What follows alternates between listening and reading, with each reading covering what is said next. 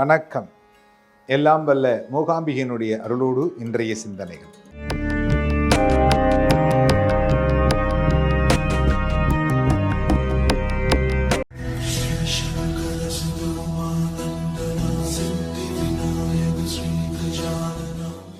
இறைவன் கிருஷ்ணராகட்டும்,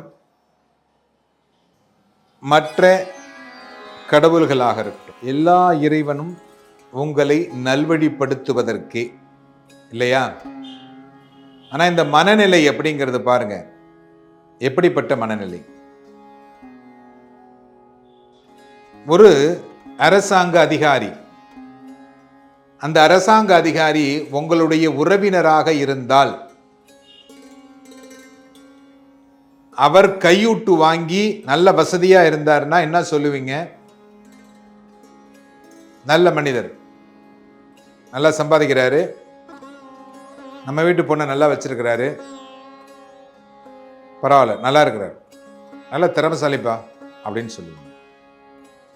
உங்களுக்கு எதிரியினுடைய வீட்டில் இருக்கக்கூடியவராக இருந்தால் இந்த மனநிலை எப்படி சொல்லும் பாருங்க. அவங்க அப்பனை மாதிரிப்பா, அவன் லஞ்சம் பயங்கரமா வாங்குவான், கையூட்டு நிறைய வாங்குவான், அதனாலதான் இவ்வளவு பெரிய வீடு கட்டியிருக்கான் பாரு. பொண்டாட்டி போவோம், கார்ல தான் போவோம் பொண்டாட்டி. மனநிலையை பாருங்க. உங்களுக்கு வேண்டப்பட்டவர் என்கின்ற பொழுது நீங்கள் அவரை நல்லவராகவும், உங்களுக்கு பிடிக்காதவர் என்கின்ற பொழுது அவரை கெட்டவராகவும் சிந்திக்கிறீர்கள். அப்படி சிந்திக்க கூடாது என்கின்றான் கிருஷ்ணன். நல்லவனாக இருந்தாலும் கெட்டவனாக இருந்தாலும் அவன் செய்கின்ற நற்காரியங்களை என்றும் புறக்கணித்து விடாதே. அவன் செய்கின்ற தவறை சுட்டி காட்டுவதற்கு என்றும் மறந்து விடாதே.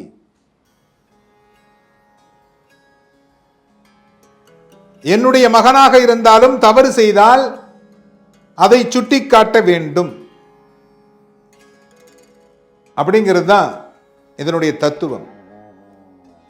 ஏன் அப்படின்னா, இந்த மனசு அப்படிங்கிறது தர்மத்தை மீறிவிடும்.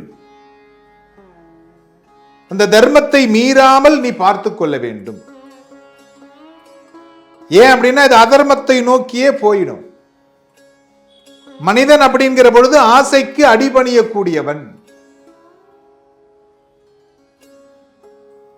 அவனுடைய அன்பினால், இல்லை என்றால் அவனுடைய வசதியினால்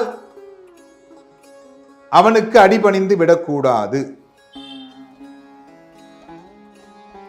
உறவாக இருந்தாலும், உறவு இல்லை என்றாலும். இதான் மகாபாரதம். எப்படிப்பட்டவராக இருந்தாலும் நீங்கள் உங்களுடைய தர்மத்திலிருந்து மீறாமல் அவர்கள் செய்கின்ற நல்ல காரியங்களையும் எடுத்து கூறுங்கள், அவர்கள் செய்கின்ற தவறுகளையும் அவர்களிடத்திலே எடுத்து கூறுங்கள். உங்களுக்கு உறவினராக இருக்கின்ற பொழுது அவர்கள் செய்கின்ற தவறை முதலில் கூறுங்கள். உங்களுக்கு எதிரியாக இருக்கின்ற பொழுது அவர்கள் செய்கின்ற நல்ல காரியத்தை முதலில் கூறுங்கள். அதன் பிறகு அவருக்கு நீ செய்வது தவறு என்பது சுட்டிக்காட்டுங்கள். அப்படி சுட்டி காட்டுகின்ற பொழுது அவரும் திருந்தி உங்களையும் வாழ வைப்பார்.